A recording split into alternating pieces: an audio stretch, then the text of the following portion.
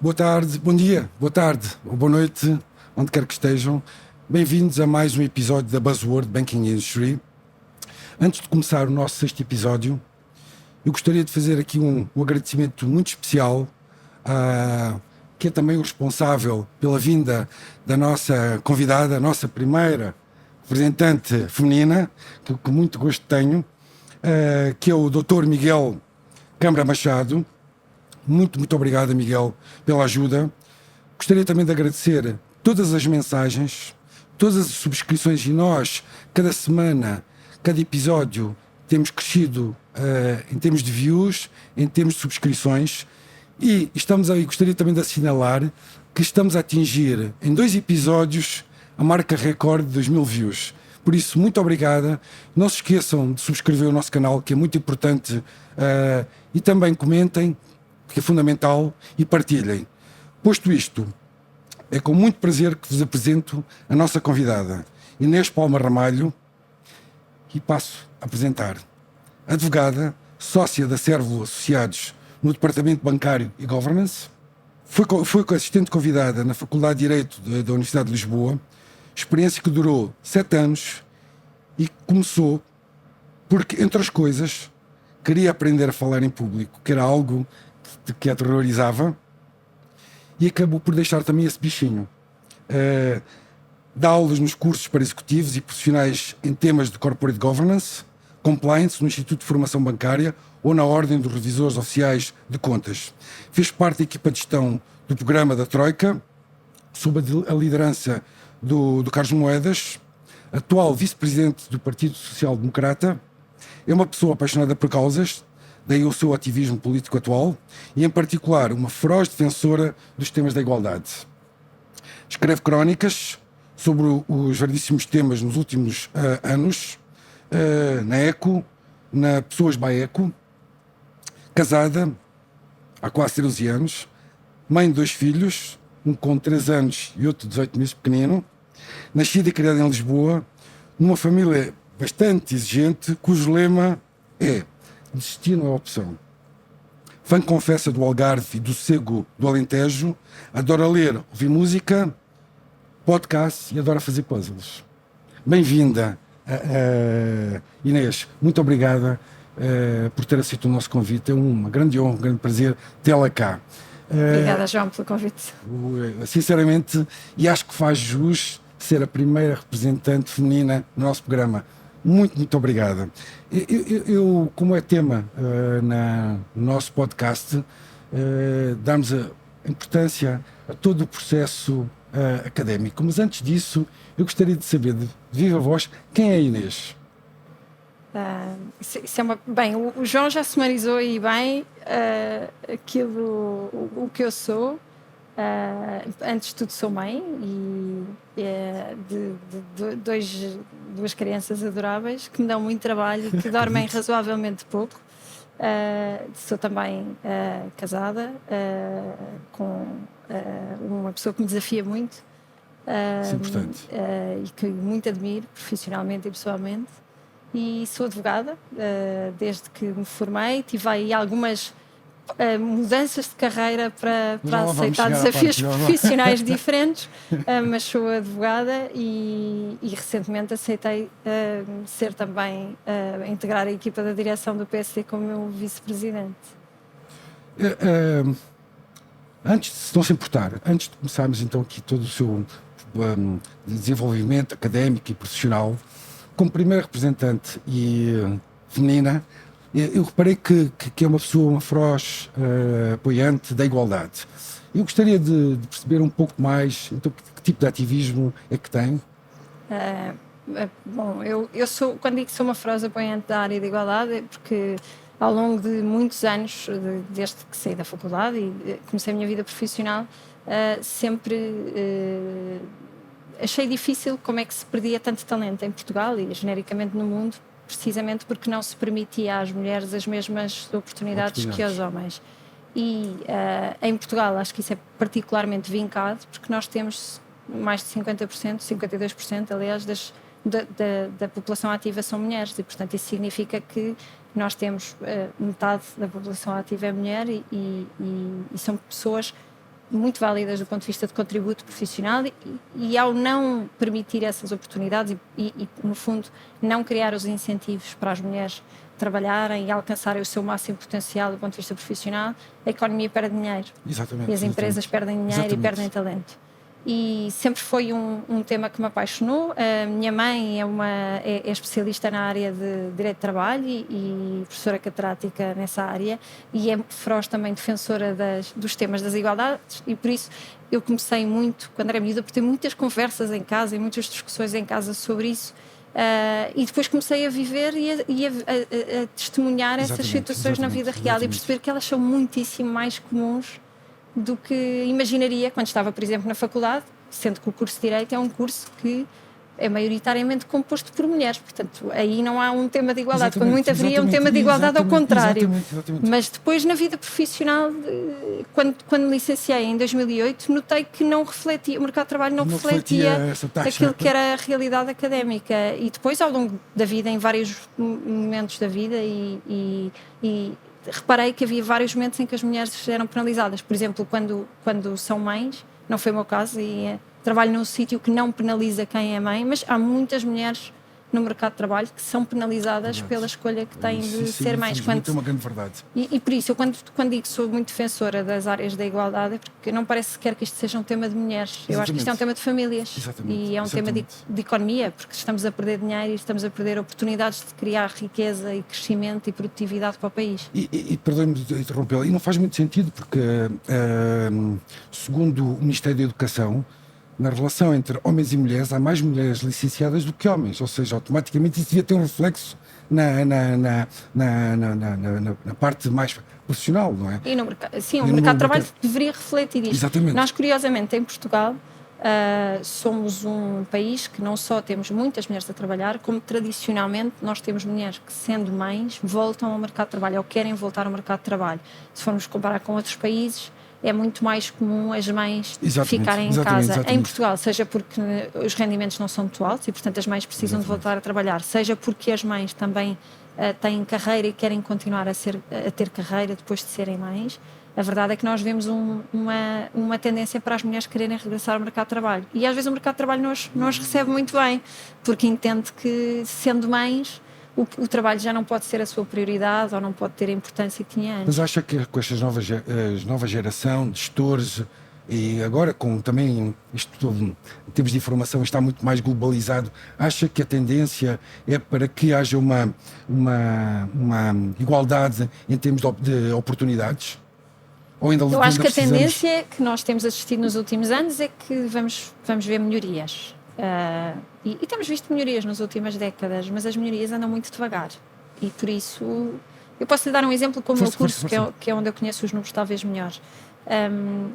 Há mais de 30 anos que saem mais mulheres da faculdade licenciadas em Direito do que homens. E, no entanto, se nós formos ver as principais profissões jurídicas no topo da carreira, por exemplo, juiz, escritórios de advogados, etc., vemos que as mulheres não representam essa maioria. Portanto, basta ver 30 anos é o tempo de uma carreira de trabalho, não é? Portanto, em 30 anos devíamos estar a discutir quase cotas para homens e, no entanto, ainda estamos a discutir ao contrário. Mas deixe-me só fazer-lhe aqui uma pergunta ao contrário.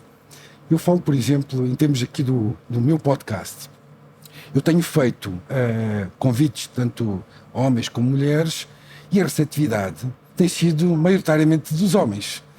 Ou seja, aqui não consigo refletir, gostava de ter efetivamente mais representação feminina, porque eu vir e ter mais convidadas, mas efetivamente muitas delas não têm a coragem de ser as primeiras. Felizmente a Inês fez-nos o favor de ser a primeira, mas efetivamente também não consigo ter essa representatividade em termos de número de convidados. Por exemplo, 6 episódios temos uma representante feminina e os convites têm sido exatamente iguais. Mas eu percebo e acho que isso pode ter várias explicações. Uma das explicações é que muitas vezes, eu já ouvi esta história uma vez, esta anedota entre aspas, e acho que ilustra bem o tema, que é se um homem preencher um requisito quando vê um anúncio de emprego, candidata. Se uma mulher preencher 9 requisitos mas não o 10º, acha que não é suficiente e não se candidata.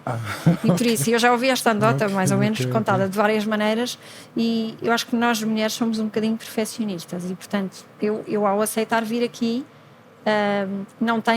Não acho, comparando com os convidados que teve para trás, não acho que esteja ao nível necessariamente desses convidados, mas acho que as mulheres muitas vezes também, entre todos os afazeres que têm, toda a multiplicidade de áreas em que têm de se desdobrar, o pouco tempo que isso traz e a sua tentação, a tendência para apenas aceitar aquilo que controlam muito bem, pode ter aí alguma explicação para algumas recusas. Olha, que não é fácil aceitar vir aqui, uma pessoa, eu que não gosto de falar em público, vir aqui estar a fazer um podcast. Eu agradeço profundamente, mas voltando aqui só a um tema, porque em termos, por exemplo, de subscrições e em termos de views, ela anda 50% feminino, 50% masculino, ou seja, eu gostava de ter muito mais representatividade. Vamos ver se agora conseguimos agora disputar. E ter mais convidadas mulheres, acho que... Eu acho que isso aí enriquecer temos de potenciar isso para também poder falar destes temas. Bom, vamos então voltar ao início. Eu gostaria de perceber um pouco mais a Inês em termos na escola, o seu início de escola, todo o seu progresso em termos de escolares e também académicos. Eu gostava de perceber um pouco mais tipo de formação, o que é que fez, até onde chegou hoje. Ok. Eu sou de Lisboa, nascida e criada em Lisboa, apesar de ter família um bocadinho de vários sítios diferentes. Sempre fui, desde miúda.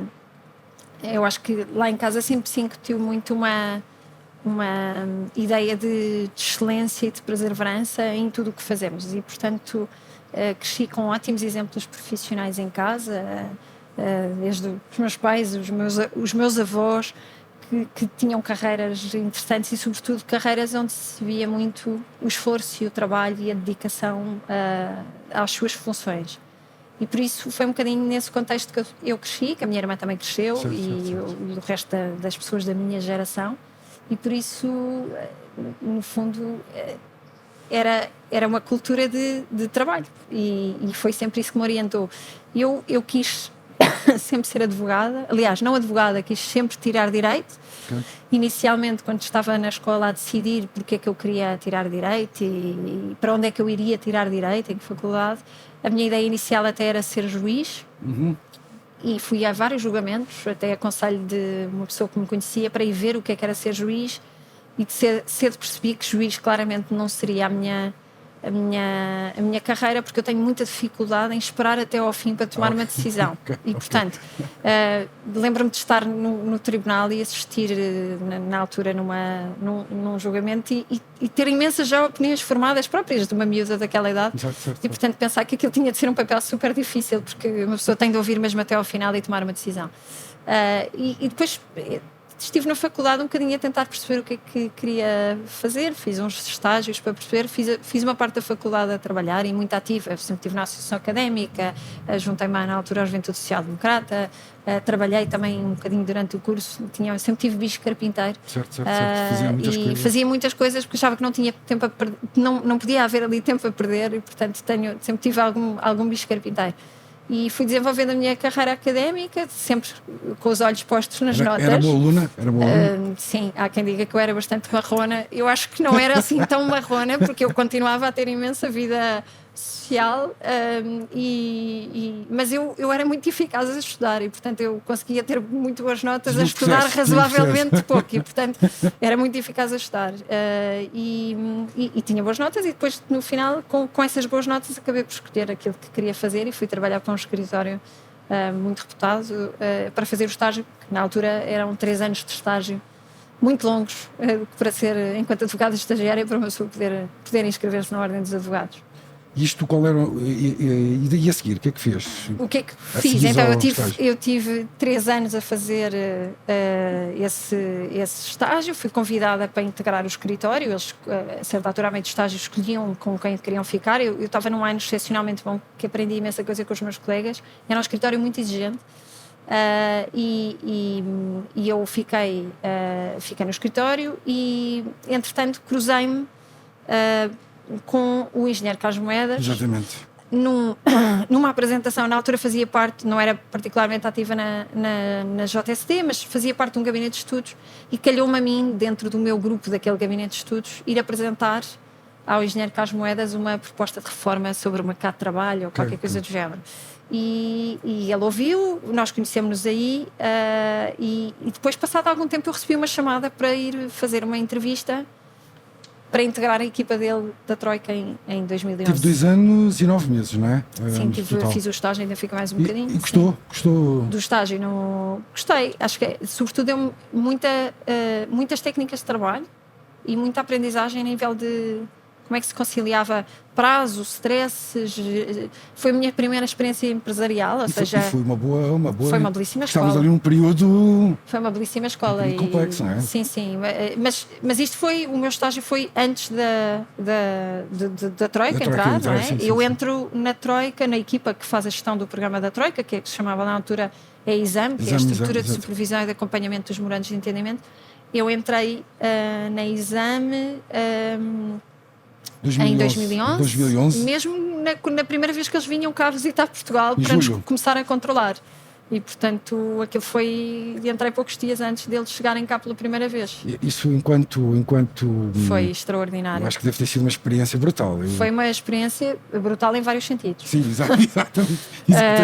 Mas foi uma experiência muito interessante, porque o peso da responsabilidade era imenso. Ou seja, nós estávamos divididos por áreas. A equipa era uma equipa de pessoas de várias áreas, de vários setores diferentes, que ali à volta do engenheiro Carlos Moedas. Era uma equipa que começou, ainda somos todos amigos hoje, e eram pessoas super sólidas nas carreiras que tinham e que vieram numa ótica de espírito de missão ajudar e trabalhar para implementar o programa. Deixa-me só fazer uma pergunta. E sentia-se, ou seja, o ambiente, este ambiente de grupo, sentiam uma pressão que aquele período da Troika... Sentíamos. E havia momentos em que eram de grande tensão. Tínhamos negociações com a Troika duríssimas, que duravam alguns dias. Tínhamos, no fundo, de assegurar que o nosso trabalho e a nossa equipa foi constituída para assegurar que Portugal conseguia demonstrar à Troika o que é que estava a cumprir e como é que estava a cumprir, e, portanto, nós éramos um bocadinho a equipa que, para a Troika, nós éramos parte do governo e éramos parte do governo e ajudávamos o governo a explicar à Troika e a Troika a perceber o que é que estava a ser feito para decidir se vinha mais dinheiro para Portugal. E do lado do governo nós éramos os senhores que os chateavam e que estávamos quase do lado da Troika. Portanto, nós tínhamos um papel no início um bocadinho ingrato, depois acho que as equipas ministeriais começaram a apreciar também a ajuda que nós podíamos dar nos projetos. Nós éramos todos muito proativos e trabalhávamos muito com as equipas Como é que foi dar o ministeriais. salto depois para o passo seguinte? Ou seja... Pronto, foram 3 anos muito intensos, que se tinham seguido já há 3 anos também muito intensos no estágio. Exatamente. E, portanto, na altura eu estava na dúvida do que é que queria fazer, porque tinha gostado muito da experiência no setor público, mas não tinha deixado completamente de gostar de ser advogada, por assim dizer, porque o meu trabalho na Troika não era um trabalho jurídico. E por isso, na altura, houve um concurso para abrir um concurso no Banco de Portugal e eu decidi candidatar-me, e foi assim que fui para a técnica do Departamento de Supervisão Prudencial. Gostou dessa... Gostei. Acho que o Banco de Portugal é um sítio muito especial, no sentido em que consegue aprender-se imenso sobre supervisão prudencial, supervisão comportamental. Eu estava na área da supervisão prudencial. Deu-me uma perspectiva completamente diferente de como é que é estar do lado de lá, e, portanto, eu hoje que trabalho do lado de cá, exatamente. acho que foi uma perspectiva muito útil, e é uma estrutura onde, de facto, uma pessoa que quer explorar as várias áreas da supervisão está no sítio certo. Portanto, nesse sentido foi uma experiência muito enriquecedora, estar no Banco de Portugal, ainda que eu tenha ido para o Banco de Portugal talvez demasiado cedo, porque era muito nova e, portanto... Mas já vinha com uma bagagem? Mas vinha também com uma velocidade muito acelerada, e o Banco de Portugal é um sítio que leva o seu tempo. Exatamente, eu percebo o que está a dizer. Mas em paralelo já estava também... Já estava a dar aulas. Não é? Comecei a dar, aliás, durante a Troika ainda. Exatamente. E continuei a dar aulas durante o meu tempo no Banco de Portugal, e ainda dei aulas depois quando voltei para o setor privado, para o escritório que hoje integro. Exatamente. Isso, sim. Que é uma coisa completamente diferente daquilo que eu fiz em qualquer um dos outros sítios. Exatamente. Dar aulas não tem nada a ver com o resto da minha vida profissional. Gosta. O que é que acha desta geração, enquanto professor, como acolhe para os alunos? Olha, eu agora tenho alunos muito diferentes, porque agora dou aulas de executivos, não é? Portanto, pessoas que já estão na carreira, alguns com mais experiência, outros com menos, mas é uma lógica completamente diferente. Eu dava aulas no terceiro ano de licenciatura, em comercial, Direito Comercial 1 e 2. Eu acho que esta geração é uma geração que tem ao seu dispor todas as ferramentas possíveis, mas sinto que às vezes isso usa soberba um bocadinho, porque é como se tivessem o peso inteiro das soluções de problemas do mundo nos ombros. E eles, de facto, nós tínhamos menos sítios para ir estudar, havia menos livros, havia menos recursos, o que por um lado é mau, porque tínhamos menos acesso, mas por outro lado também tínhamos menos com que nos perder. E agora eu sinto que agora há muito mais distrações do que havia. Não havia Netflix, não havia redes sociais, portanto, para nós era muito mais fácil focarmos a estudar. Mas isto já o professor Carlos Bastar também diz o mesmo, que sente que existe muito mais informação, acho que há muito mais focos de exploração. Exatamente. E portanto acho que quem é bom aluno é bom aluno. E eu conheci ao longo da minha vida como assistente na faculdade, conheci alunos extraordinários que hoje em dia, formados já, portanto, deixei de dar aulas em 2017, portanto ainda foi há algum tempo, portanto vários deles já estão na carreira e voltei a cruzar-me com eles e há ali alunos que são extraordinários, já se via que eram muito bons quando eu os vi. Mas o curso de Direito é um curso que eu gosto de dizer que quem quiser fazer um grande curso tem ali todas as ferramentas, porque é um curso que exige sobretudo estudo. Exatamente. E compreensão do porquê das coisas. E, portanto, quem conseguir fazer esse salto durante o curso e perceber porque é que as coisas são daquela maneira, tem uma ferramenta ali ótima. Uma das coisas que eu tenho curiosidade, como é que é o dia-a-dia da Inês, hoje, enquanto advogada, no departamento de bancário e de governance, como é que é o seu dia-a-dia? Longo. Imagino que seja. Sem entrarmos em detalhes, mas. Sim, mas bem, os meus dias são todos diferentes para começar, que é uma coisa que eu, aliás, aprecio, porque eu não gosto muito de monotonia. Eu faço muitas coisas, eu trabalho muito na área do regulatório. E portanto, desde estar a par do que é que são as últimas novidades regulatórias até interagir com os meus clientes nas necessidades que eles têm, às vezes pode ser para preparar um processo de submissão de uma autorização junto de um dos supervisores financeiros para uma determinada autoridade, uma determinada entidade estar autorizada a atuar na área financeira. Outras vezes são transações que estamos a trabalhar e, portanto, eu e a minha equipa trabalhamos nas transações, preparamos as transações desde o início até à conclusão daquela transação. Às vezes são dúvidas regulatórias, porque receberam uma notificação de um supervisor ou têm uma dúvida sobre como é que fazem um relatório, ou o que seja, entre isso e depois colaborar com outras áreas e outros projetos de outras matérias. Por exemplo, trabalho muito com startups, com fintechs, etc. E depende, isto é todo um mundo, a advocacia não tem dois dias iguais. Eu imagino. Agora que falou em startups e fintechs, eu que trabalho no meio das fintechs e ouço muita gente a falar de fintechs, eu gostava de ouvir o seu ponto de vista. Não considero a fintech um saco demasiado grande? Sim, claro. Em que usa-se esse termo, porque acabamos, não sei se te baralhas um bocado o termo, o que é uma fintech, o que é uma insurtech, o que é uma regtech, o que é um neobank, mas hoje em dia tudo se coloca fintechs. Qual é a sua definição de fintech?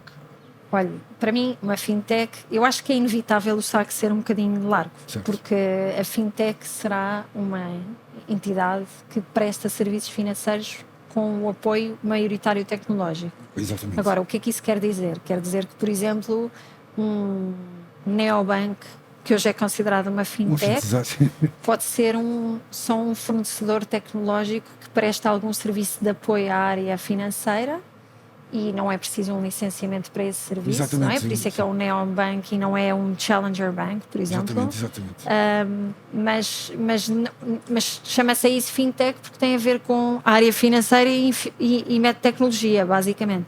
Mas, por exemplo, uma insurtech é dentro do setor financeiro, é focada na área dos seguros. Portanto, pode ser uma seguradora feita, constituída apenas sob forma tecnológica e remota, e não ter balcões, etc.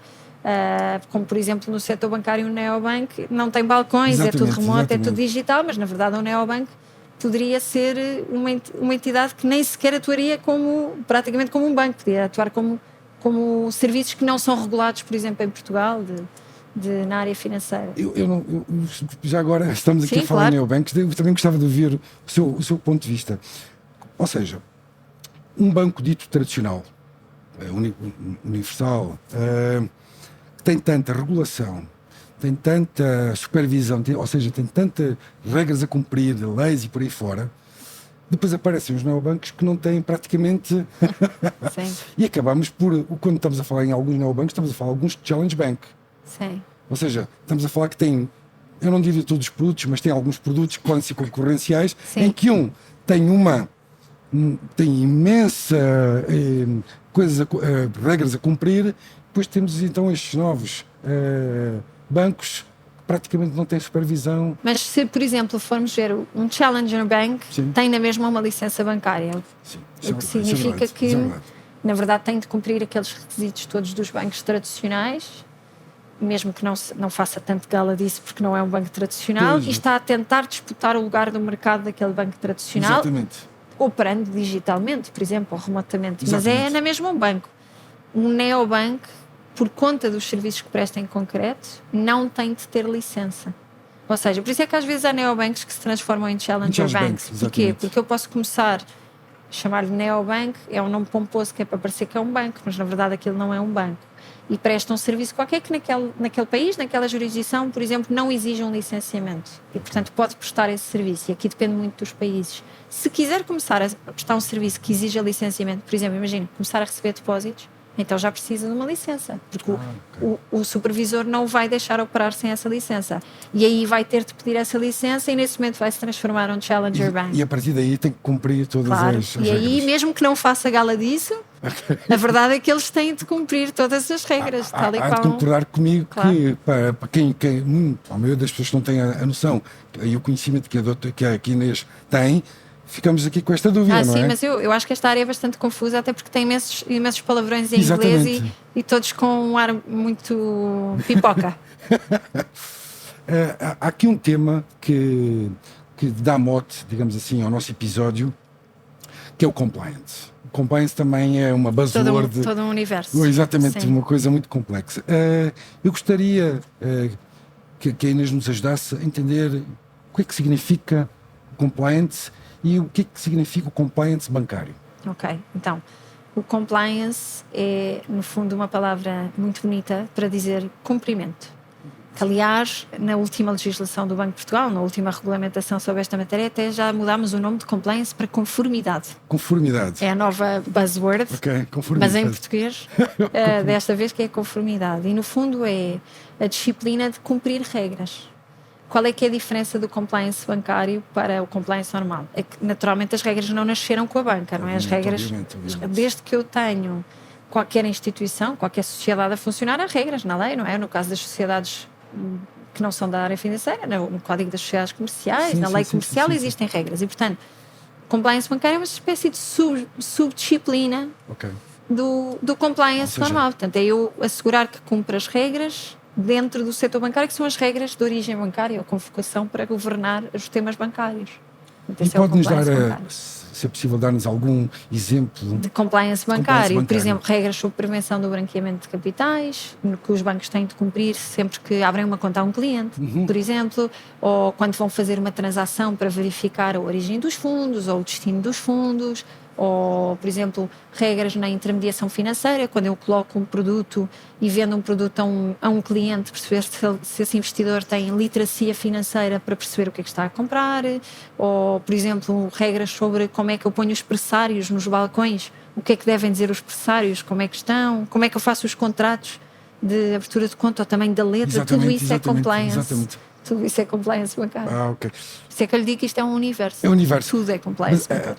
Qual é a importância do compliance bancário, o compliance bancário e não bancário, nos dias de hoje? É fundamental. Ou seja, é uma área muito difícil, porque é uma área que está sempre a mudar.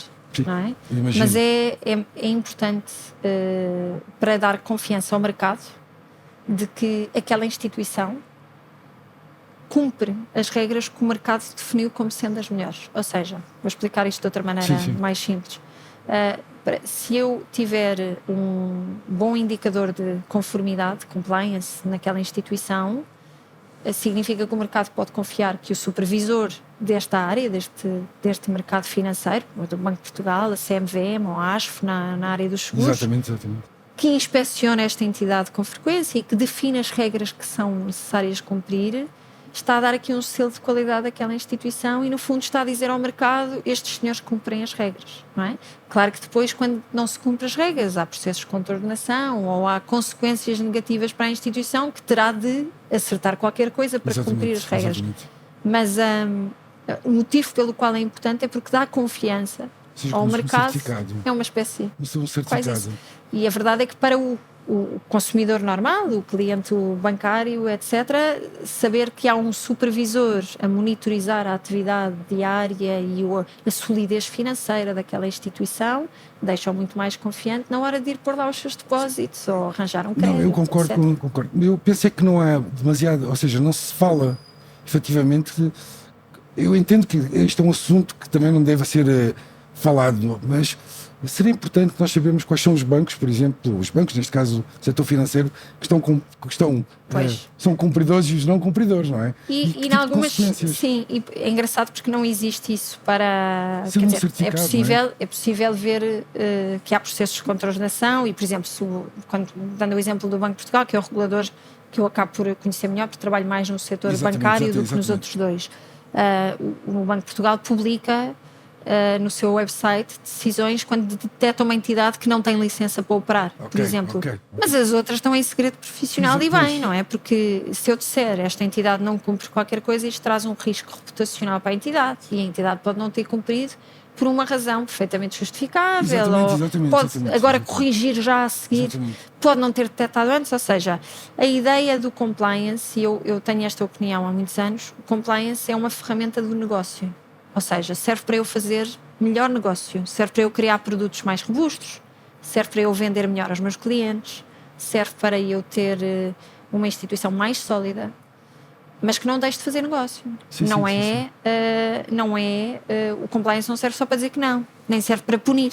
E, portanto, esta mentalidade é que às vezes não é muito difícil, não é muito fácil de ver. Ou seja, a forma, não sei se concorda comigo, ou seja, às vezes a forma como é comunicado, como é passado para quem não está dentro dos assuntos, tem sempre a perspectiva tem uma carga, tem uma carga negativa. E durante muitos anos, e eu notei isso, eu dou muitas formações a executivos nesta área. Exatamente. E eu notei, até pelo perfil dos meus alunos, no início, quando eu comecei a dar estas formações, eu tinha muitas pessoas da área de compliance e de áreas conexas com isso, mas tinha poucas pessoas da área do negócio.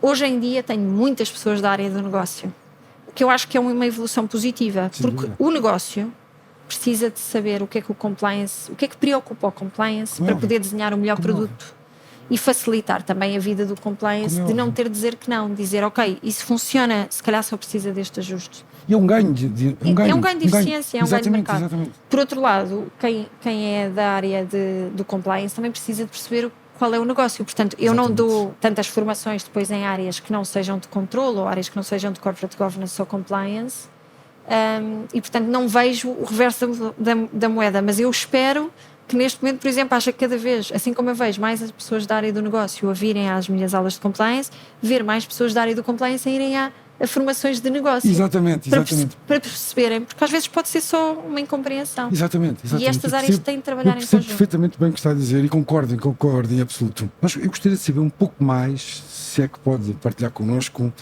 como é que funciona o compliance do ponto de vista interno, ou seja... Acho que isso é importante para quem nos ouve e quem nos vê. Acho que para isso precisávamos de um podcast aí de uns 3 dias, mas no tempo que temos, assim, e sendo mais sumário possível, o compliance funciona, e atenção, eu não sou técnica de compliance dentro de uma instituição, sou de fora, mas o papel que eu interpreto o compliance é um papel que cria uma cultura de cumprimento na instituição, portanto contribui ativamente para criar essa cultura de cumprimento, e isso significa que tem um papel aqui preventivo, no sentido em que participa na definição das políticas da instituição, para criar e incentivar esta cultura, não criar os incentivos errados para se terem comportamentos que são mais arriscados do ponto de vista de compliance, etc. E, portanto, estar aqui na definição, no framework daquilo que é a cultura daquela instituição, para ela ser mais pró-cumprimento e menos pró-risco, por exemplo, exatamente. Não é? E esse é um papel. E o segundo papel é depois, em momentos-chave da vida da instituição, por exemplo, a verificar uma operação, se ela representa riscos de cumprimento ou não, a fazer inspeções ou análises a questões concretas que tem de analisar, poder detectar situações internamente e corrigi-las. Diga-me uma coisa, será que eu posso, corrija-me, se eu posso definir o compliance, ou como funciona o compliance, dividido em 4 partes importantes, ou seja, a monitorização, políticas fortes, as denúncias, um canal de denúncias, e depois toda a parte tu com o termo em inglês training, de formação. Sim, acho que podem ter papéis, podem ter participação em tudo isso. Aliás, a parte do canal de denúncias que falou, João, é uma das novidades, se quiser. No setor bancário não é uma novidade, porque isto já existia, exatamente. Mas no geral, agora com a lei do whistleblowing, que saiu o ano passado, que entrou em vigor no ano passado, acabou por ser um papel que se alargou muito ao facto das pessoas poderem fazer denúncias dentro de uma instituição, e aqui o compliance ganha também uma força, porque é quem vai fazer a gestão desse canal de denúncias, que já existia no setor bancário, mas que agora ganha até um destaque maior por causa dessa lei, e que vai receber essas denúncias, processar essas denúncias e verificar depois o que é preciso fazer, ou seja, se aquele detecta ali algum risco ou não, se verificar. Mas o compliance, já agora, João, só para também deixar claro a quem está a ver lá em casa, o compliance é uma das 3 pernas do controle dentro de uma instituição financeira, porque é o compliance, é a auditoria interna e é a gestão de riscos. E, portanto, cada uma dessas 3 pernas, na verdade, 3 roldanas, funcionam para termos um sistema de controle interno de uma instituição. É isso. É uma área. Esta é uma área complexa. É complexa, mas eu acho muito interessante. Eu acho interessante. Eu também. Eu, sinceramente, acho muito interessante e acho que é pouco conhecida. E maioritariamente sempre vista com aquele peso negativo que eu acho que é uma área... Tem um peso. Eu acho que durante muitos anos teve aquela lógica muito castigadora, exatamente, que é esta área de negócio contra a área de compliance. Não faz sentido. A ideia é, sem criar um risco de contaminação, como é evidente, porque cada um tem de manter a sua isenção, sobretudo as áreas de controle. É muito importante que quer a gestão de riscos, quer a compliance, quer a auditoria interna mantenham a sua isenção, mas que possam ajudar o negócio, porque no final do dia a área de negócio é que traz o dinheiro para a instituição. Exatamente, tem que haver aqui uma saudável convivência em que ambas as partes têm que funcionar. Tem de haver, e sobretudo eu acho que com a evolução do compliance e em geral do controle interno nos últimos anos, estas são áreas que têm sido muito reforçadas com pessoas, mas que são um peso grande do ponto de vista de recursos, não é? Ou seja, muitas pessoas, muito custo, têm de ter acesso a ferramentas informáticas, têm de conseguir ter acesso no fundo, têm de estar capacitadas, têm de estar empowered para fazer a sua função. E isto acaba por ser um peso que poupa dinheiro, poupa chatices, mas não faz dinheiro. E, portanto, tem de ajudar a área. Exatamente. E não nos podemos esquecer que as instituições têm de fazer dinheiro. Exatamente. Eu agora colocou aqui a questão, eu gostava de perceber um pouco mais, qual é o papel da tecnologia, como é que a tecnologia pode ajudar uma área, por exemplo, como a área do compliance? Pode ajudar muito. Uma das coisas que se discute em controle interno, nessas áreas de controle interno, é precisamente o facto de nós, com as melhores ferramentas informáticas, conseguirmos dar mais empowerment a estas áreas, porque são áreas que acabam por, com essas ferramentas, conseguirem fazer melhor a sua função, ok? E, portanto, isso essas ferramentas, que às vezes até se fala do RegTech. Exatamente, eu por acaso... precisamente, no caso do RegTech, por exemplo, é para ajudar a melhorar os reportes regulatórios e toda a parte de relacionamento com a supervisora em matéria de produção de reportes, que é gigante. É ver ferramentas que consigam automatizar os processos, recolher a informação, tratá-la, produzir os relatórios. E a RegTech é crucial. Eu sinceramente, é uma área que eu já trabalhei há 4 anos e desenvolvi ferramentas. Sei o quão complexo é desenvolver uma ferramenta, por exemplo, para o FinRep ou para o ConRep. Sim, as pessoas não têm mas essas áreas são particularmente complexas. Muito complexas mesmo muito complexas. Eu tenho aqui uma questão que era, eu acho que às vezes ouve-se falar de boas práticas. Do ponto de vista, com a sua experiência, que boas práticas é que se pode ter nesta área de compliance? Há imensas. Não nos podemos esquecer que o compliance é o cumprimento de leis, não é? Exatamente. Ou de normas, ou de regulamentos, ou até às vezes de uma coisa, de boas práticas que às vezes são emitidas por instituições internacionais, como a European Banking Authority, a EBA, exatamente, ou a ESMA, no caso do mercado de capitais, ou a IOPA, no caso dos seguros. E depois daqui podemos saltar para o BCE, para uma data de instituições, porque há muitos pais e mães destas regulamentações que têm aqui impacto. E dependendo do que é a regra, eu posso ter diferentes formas de cumprimento, não é? Portanto, é engraçado porque há muitos anos, quando eu comecei a estudar estes temas pela primeira vez, um compliance officer de um banco bastante grande disse-me que o problema do compliance não era perceber o que é que estava a incumprir, era quanto é que estava a incumprir, porque ele dizia um bocadinho com graça que era quase impossível não estar a incumprir qualquer coisa, porque há regras de todas as áreas. Por exemplo, um compliance officer tem de olhar, não apenas, mas também tem de olhar para regras sobre proteção de dados. Exatamente. Agora há o Data Protection Officer que tem também essa responsabilidade. Mas a verdade é que o compliance officer é o guardião do cumprimento dentro daquela instituição. Isso é um bom termo. Por acaso eu acho que devia usar-se mais esse termo. Pronto, e não ter o polícia, não, mas sinceramente, aqui. É muito, em vez de ter o polícia, o guardião. Eu acho que é o guardião. Sou muito melhor. E nesse sentido pode ser às vezes uma regra que seja marginalmente relacionada com o setor financeiro, pode ser uma regra sobre uma matéria que nem sequer é assim tão comum, pode ser em função de um produto novo que se lança, aquilo toca numa regra qualquer. E, portanto, ou seja, é preciso ter um grande conhecimento do mercado, é preciso ter as equipas muito capacitadas, é preciso que as regras sejam bem definidas, e bem definidas em 2 níveis. Eu vou tentar não complicar muito, Sim. que é a própria legislação tem de ser clara, e às vezes não é. Não é, pois esse aqui é Olhamos para a legislação e ficamos com dúvidas, o que é que isto quer dizer, é mais assim, é mais assado.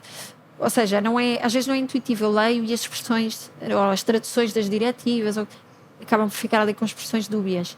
E depois, às vezes, a interpretação do próprio supervisor também não é a mesma que a nossa. Pronto, isso é uma linha. Depois a outra linha é eu tenho de escrever uma política interna sobre, por exemplo, prevenção de conflito de interesses. Ela tem de ser clara para quem a vai ler. Como é óbvio. Que não serei só eu que a escrevi. Será o funcionário do balcão que de repente tem um cliente que lhe quer dar um presente de Natal e ele tem de perceber o que é que faz aquilo. Se é obrigado a recusar, se notifica alguém. O que é que diz? Isso é uma boa ideia, porque é uma coisa, às vezes, uma prática tão comum, mas as pessoas têm que perceber. É fácil. E isto, por exemplo, tem de estar no Código de Conduta de um banco e numa política de prevenção de conflito de interesse.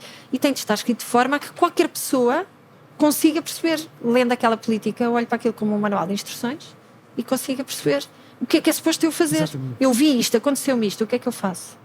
Portanto, isto é muito difícil na prática. Isto de falar é muito fácil. Na prática é muito difícil. Agora que falamos falamos um pouco das boas práticas, vamos falar do outro lado. Quais são os erros que devem ser evitados?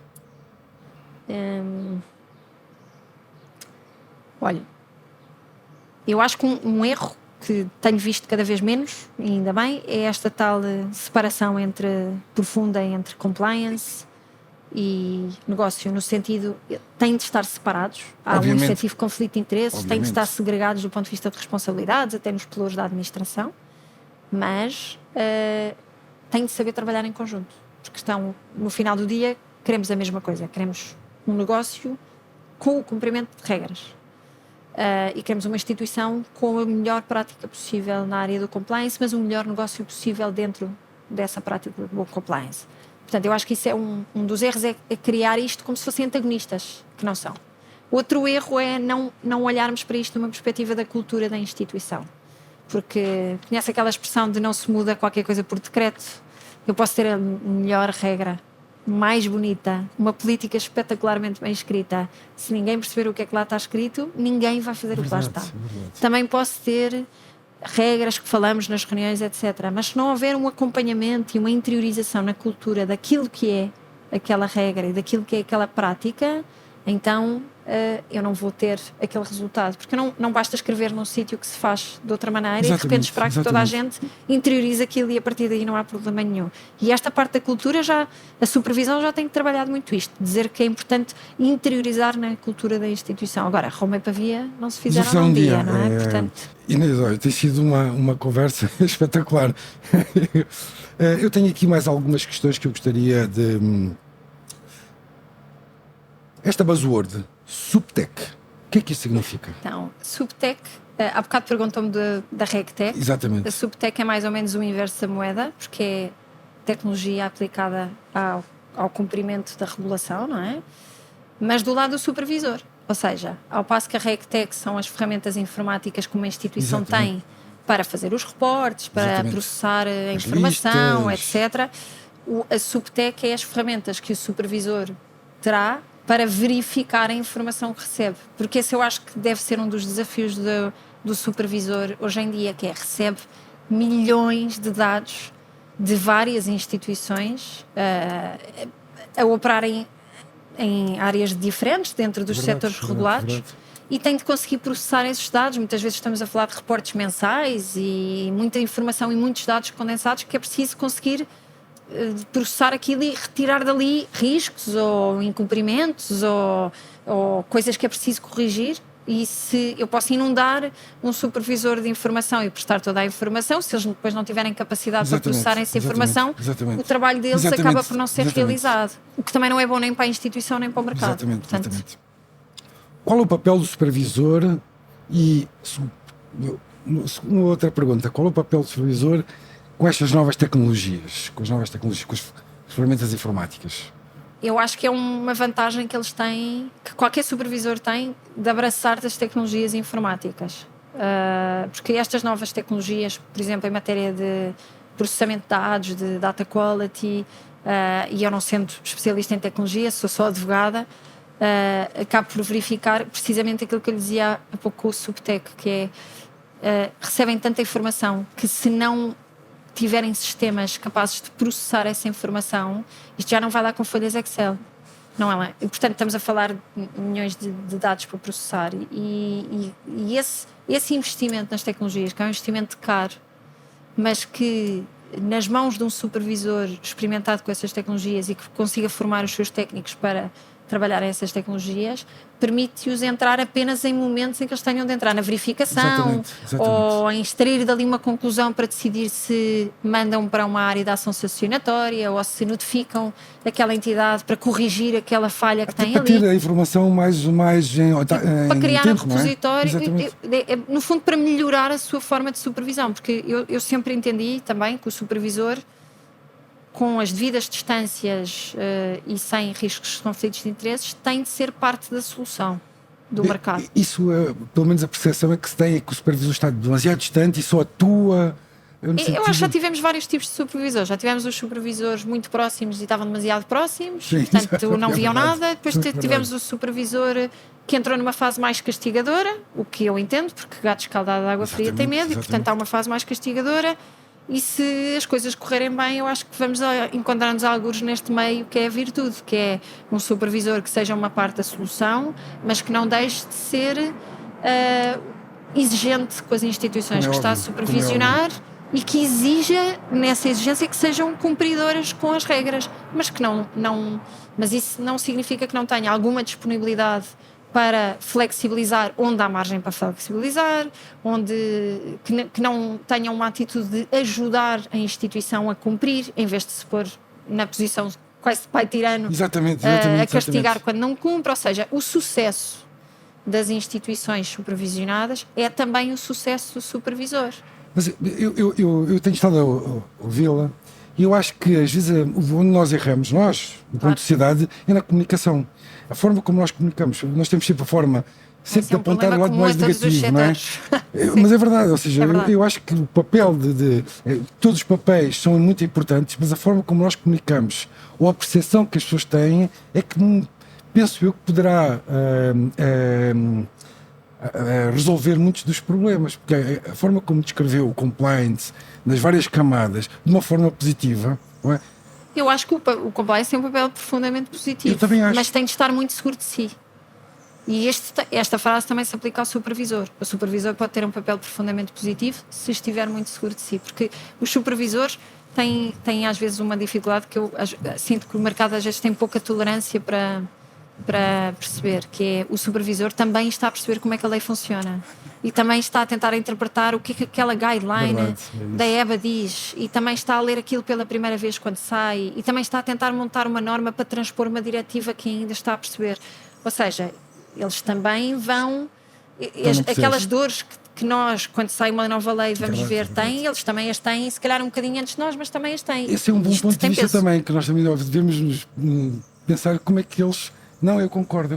Acho que isto no final do dia tem de ser um sistema de cooperação inteligente. E...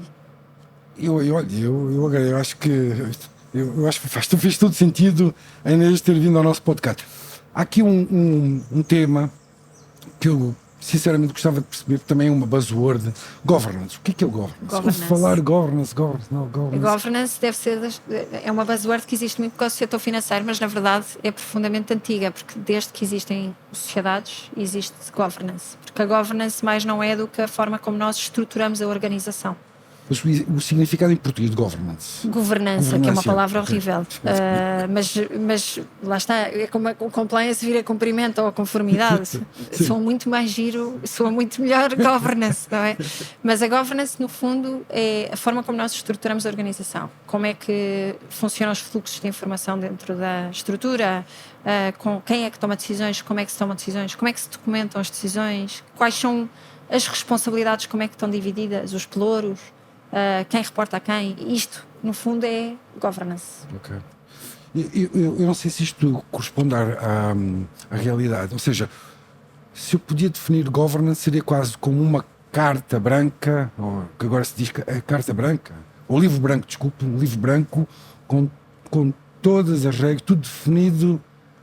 No fundo, são todas as regras a nível de organização, de estrutura, de comportamento dentro da instituição e de atuação dentro da instituição. Por exemplo, compliance está dentro de governance, obviamente, não é? Ou seja, a governance é aqui a grande disciplina que agrega o compliance, a auditoria, as áreas de controle interno, os sistemas de gestão de riscos, como é que, por exemplo, o fit and proper, que é um outro bom palavrão, que é como é que nós fazemos a escolha das pessoas adequadas e fazemos as análises da adequação, da idoneidade, da disponibilidade, etc., para perceber que aquele é o candidato ideal para uma determinada função de liderança numa instituição, que é o fit and proper. E a auditoria interna é uma área da instituição que vai entrar depois para fazer um papel de monitorização e fiscalização sobre assuntos específicos dentro da instituição. Ou seja, se eu comparar, por exemplo, com um auditor externo, o auditor externo é o contrato para fazer uma análise independente a um determinado assunto.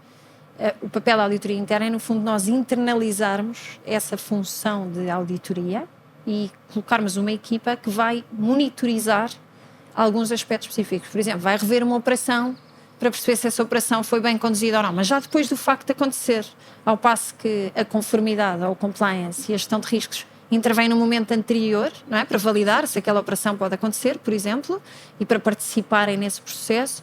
A auditoria interna muitas vezes entra num momento apenas posterior para verificar a conformidade passada daquilo. Faz uma investigação, no fundo, interna.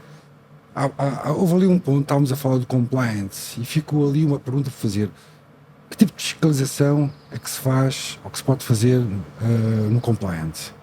Olha, eu acho que uma das coisas mais importantes na fiscalização dentro de uma instituição, numa ótica de compliance, é nós conseguirmos assegurar que são os próprios agentes que podiam criar o risco que fazem a sua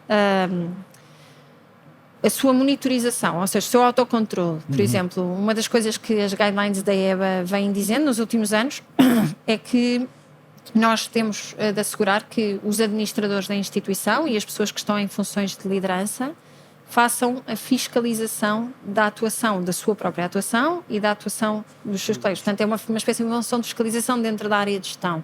Okay. E aqui também se liga com a lógica do compliance. Mas, para além disso, a auditoria interna, por exemplo, vai fiscalizar se o trabalho do compliance for bem feito. Ok.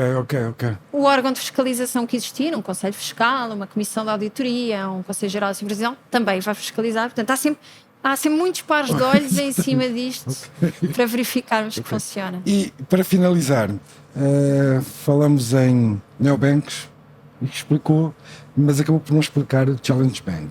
O que é um Challenge Bank? Um Challenger Bank é um banco que, aí sim é um banco, porque eles têm a licença, que vem no fundo desromper o mercado, chegando aos tradicionais bancos e dizer: cheguei, eu sou um novo player, eu também tenho uma licença. E tradicionalmente os Challenger Banks eram bancos digitais. Exatamente. Ou seja, imagine, chegava aqui um novo player, eu não vou fazer Sim, publicidade sim, a ninguém, mas chegava aqui um novo player, ia ao Banco de Portugal, pedia uma licença, portanto, no papel é um banco exatamente igual a um banco tradicional, mas não tinha balcões, não tinha serviços físicos e tinha uma app e nós fazíamos toda a gestão da app, toda a gestão da nossa conta bancária diretamente na app. E nós, como sabemos, existem várias instituições já assim.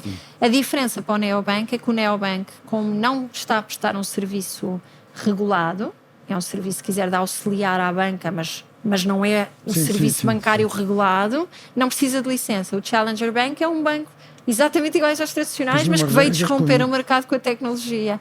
Isso. Inês, muito obrigada, muito obrigada. Eu gostaria Obrigada eu pelo convite. Eu agradeço imenso e foi um gosto tê-la cá e foi um prazer ouvi-la falar e de uma forma tão simples, tão descomplicada, que agradeço-te mais uma vez. Obrigada.